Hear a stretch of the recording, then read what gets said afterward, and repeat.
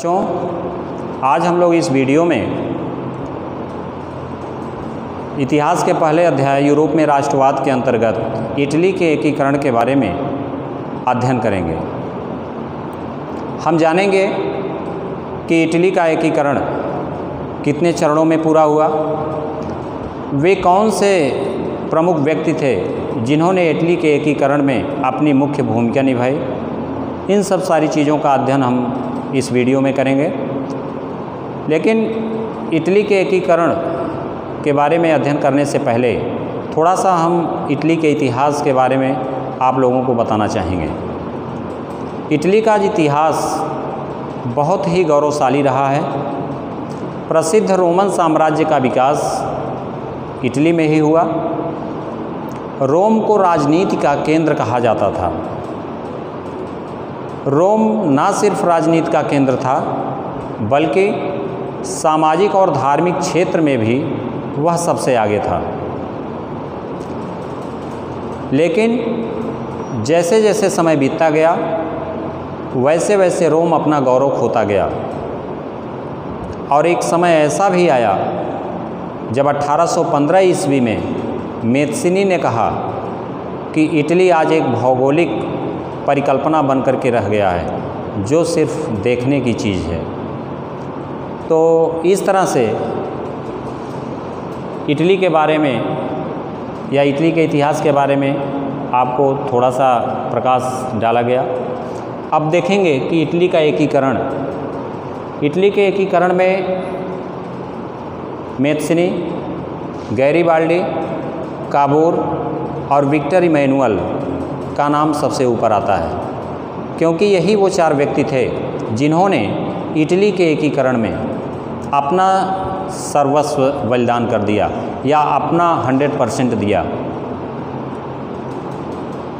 और इसी इटली के एकीकरण में इन चार व्यक्तियों का सबसे प्रमुख रूप से योगदान रहा है।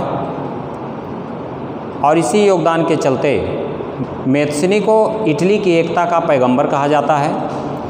गैरीबाल्डी को एक कुशल सेना नायक कहा जाता है, क्योंकि गैरीबाल्डी के पास सेना को संगठित करने का उसे एक अनुभव ऐसा था कि वह सेना एकत्रित करने में माहिर माना जाता था। तो इसलिए इटली की सेना का संगठन करता गैरीबाल्डी को कहा जाता है। काबूर को कुशल राजनीतिज्ञ कहा जाता है और विक्टर इमैनुअल को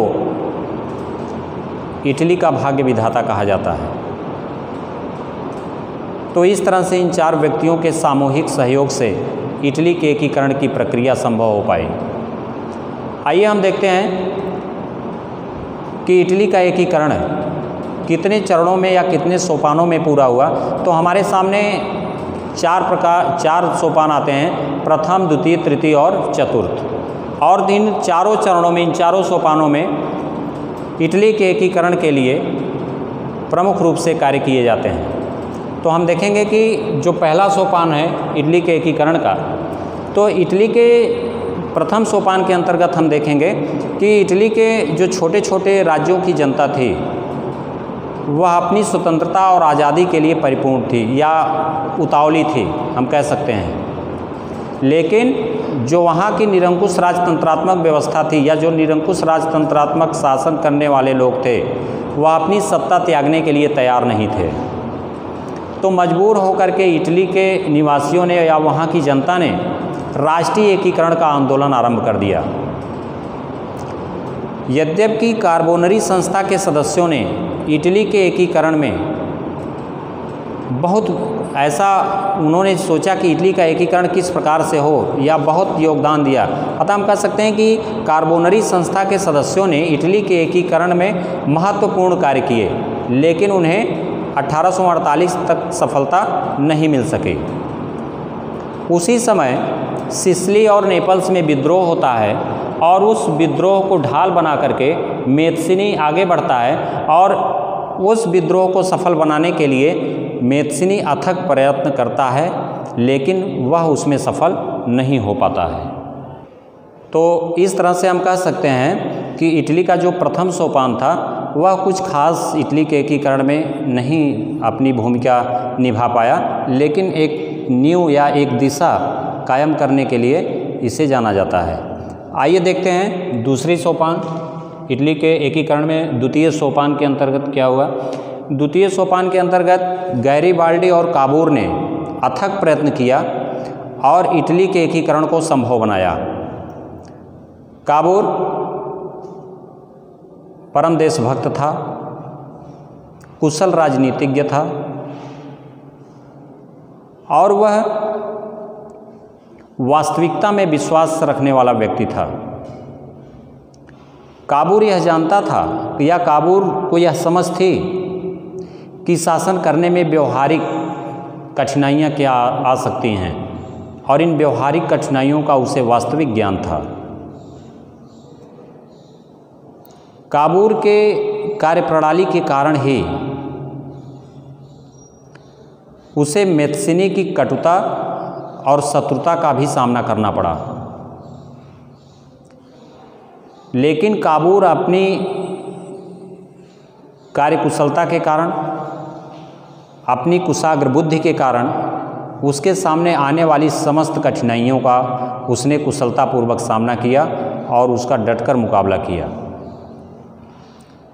काबूर यह जानता था कि केवल उत्साह के द्वारा इटली के एकीकरण को कभी संभव नहीं बनाया जा सकता है।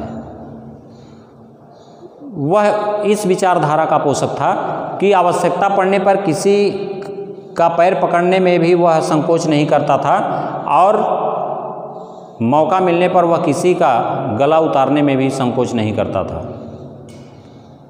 वह परिस्थितियों के अनुसार अपने आप को ढाल लेता था और काबूर को कुशल राजनीतिज्ञ इसलिए कहा जाता है क्योंकि जिस समय क्रीमिया का युद्ध चल रहा था और उसमें इंग्लैंड और फ्रांस भी सम्मिलित हुए थे, उसी समय क्रीमिया के युद्ध में काबूर भी एंट्री लेता है और वह क्रीमिया से युद्ध करने लगता है और जिसकी सहानुभूति इंग्लैंड और फ्रांस की सहानुभूति काबूर को मिलती है और इसी सहानुभूति का फ़ायदा उठा करके उसने क्या किया कि नेपोलियन द्वितीय के साथ 20 जुलाई 1858 को प्लोम्बियर्स का समझौता कर लेता है और इस समझौते के अनुसार चाहा क्या जा रहा था? चाहा ये जा रहा था कि फ्रांस ऑस्ट्रिया को लाबार्डी तथा वेनेशिया से निकालने के लिए सार्डिनिया को सैन्य सहायता देगा। यही चाहा जा रहा था कि फ्रांस जो है ऑस्ट्रिया को लाबार्डी तथा वेनेशिया से निकालने के लिए किसकी सहायता करेगा, किसको सैन्य सहायता देगा? सार्डिनिया को सैन्य सहायता देगा। और इसके बदले में सार्डिनिया क्या करेगा कि वह जो है फ्रांस को नीस और सेवाय के प्रदेश को वो प्रदान कर देगा, दे देगा। यही चाहा जा रहा था। एक तरफ फ्रांस क्या करता है कि सार्डिनिया को सैन्य सहायता देता है, किसको? ऑस्ट्रिया को निकालने के लिए, किससे? लाबार्डी तथा वेनेशिया से।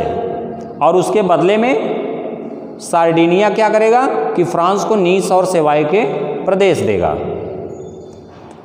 बच्चों, तीसरा जो आपका पॉइंट है वह है कि इटली के एकीकरण में कि इटली की सभी जातियों को संयुक्त करके एकीकरण किया जाएगा। ऐसा नहीं कि सभी जातियों को अलग अलग करके उसका एकीकरण कभी संभव है? नहीं हो सकता है। यह संभव ही नहीं है कि अनेक जातियों को अलग अलग करके आप किसी भी देश को एकीकरण कर सकते हैं या किसी देश का एकीकरण आप कर सकते हैं, यह संभव नहीं है। तो उसमें क्या कहा गया उस समझौते में कि इटली की जो सभी जातियां हैं, जो उच्च जातियां हैं, जो मध्यम वर्गीय हैं, जो निम्न हैं, उन सब को एक करके इटली का एकीकरण किया जाएगा और वही इटली के हित में भी रहेगा। चौथा पॉइंट है आपका कि रोम के पोप के अधिकार सुरक्षित रहेंगे। ये पोप कौन होता था? ये पोप जो है धार्मिक व्यक्ति हुआ करता था। चूँकि अगर उस समय पोप के खिलाफ विद्रोह हो जाता या पोप के खिलाफ ये लोग युद्ध करना प्रारंभ कर देते तो जनता जो धार्मिक रूप से उसको मानती थी वह आक्रोशित हो जाती और शायद इटली के एकीकरण में इटली का एकीकरण संभव नहीं हो पाता। तो उस समय यही सोचा गया कि जो पोप, रोम के जो पोप का अधिकार है वो उसको सुरक्षित रहने दिया जाएगा, जैसे कि अब तक चला आ रहा था। तो इस समझौते के अनुसार क्या हुआ कि काबूर ने ऑस्ट्रिया के विरुद्ध युद्ध छेड़ दिया। लेकिन युद्ध के मध्य में ही क्या हुआ कि नेपोलियन तृतीय ने ऑस्ट्रिया के साथ विला फ्रैंका की संधि कर ली और विवश होकर उसी समय विक्टर इमैनुअल ने ऑस्ट्रिया के साथ ज्यूरिख की संधि करनी पड़ी। अगर ऐसा नहीं होता तो शायद स्थिति कुछ अलग रहती, लेकिन जब किसने, नेपोलियन तृतीय ने जब विला फ्रैंका की संधि कर ली तो उसी समय मजबूर होकर विक्टर इमैनुअल को जो है कहाँ की संधि करनी पड़ी, ज्यूरिख की संधि करनी पड़ी। तो तृतीय सोपान में, इस सोपान में इटली के एकीकरण को करने के लिए जो मुख्य भूमिका निभाई वो मैत्सिनी और गैरीबाल्डी ने निभाई। सिसिली के विद्रोह का लाभ उठा करके गैरीबाल्डी ने सिसिली और नेपल्स पर अधिकार कर लिया और इसके बाद जो है उसने रोम और वेनेशिया पर आक्रमण करने की योजना बनाई। लेकिन ठीक इसी समय काबूर ने पोप के राज्य मार्चेज और आम्ब्रिया पर इसने अधिकार कर लिया और नेपोलियन को अपने पक्ष में मिला लिया। लेकिन बाद में इटली के एकीकरण को पूरा करने के लिए गैरीबाल्डी ने क्या किया कि नेपल्स और सिसिली को सार्डिनिया के राजा को प्रदान कर दिया, क्योंकि सार्डिनिया में जब ये नेपल्स और सिसिली मिलता तभी जा कर के वो इटली के एकीकरण की प्रक्रिया पूरी होने में उसे एक पायदान पे और चढ़ना पड़ता, या हम कह सकते हैं उसको मदद मिलती इटली के एकीकरण में। तो ठीक इसी समय मध्य इटली के और जो राज्य थे, टस्कनी था, मेडोना था, पार्मा था, ये सब राज्य जो है जा कर के किससे मिल जाते हैं, सार्डिनिया में मिल जाते हैं। बच्चों, इस तरह से इटली के एकीकरण का तीसरा चरण पूरा होता है। अब आइए हम देखते हैं कि चतुर्थ सोपान में, इटली के एकीकरण के चतुर्थ सोपान में क्या होता है कि अब केवल दो ही ऐसे राज्य थे जो इटली में मिलने को शेष रह गए थे। एक था रोम और दूसरा था वेनेशिया। ये दोनों जो राज्य थे 1866 ईस्वी में, जैसा कि यहाँ पे लिखा गया है, 1866 में ऑस्ट्रिया और प्रसा के मध्य युद्ध आरंभ हो गया, जिसका लाभ उठाकर विक्टर ने वेनेशिया को अपने राज्य में मिला लिया। 1866 में जब किसके किसके मध्य, ऑस्ट्रिया और प्रसा के मध्य में जब युद्ध आरंभ हो जाता है तो और इस युद्ध का लाभ उठा करके विक्टर इमैनुअल ने क्या किया, वेनेशिया को अपने राज्य में मिला लिया। अंत में रोम पर आक्रमण करके विक्टर इमैनुअल ने रोम पर भी अधिकार कर लिया और 20 सितंबर 1870 को, इस तरह से 20 सितंबर 1870 को इटली का राष्ट्रीय एकीकरण पूरा हो गया। तो इटली के एकीकरण में जिन 4 व्यक्तियों के बारे में आपको बताया गया, उनमें मैत्सिनी, काबूर, गैरीबाल्डी और विक्टर इमैनुअल, ये 4 नाम प्रमुख रूप से इटली के एकीकरण में मुख्य भूमिका निभाई। तब जाकर के इटली के एकीकरण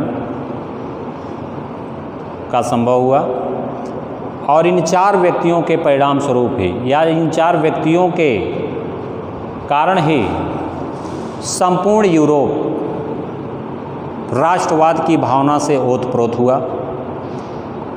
राजतंत्रात्मक व्यवस्था के स्थान पर प्रजातंत्रात्मक व्यवस्था का जन्म हुआ।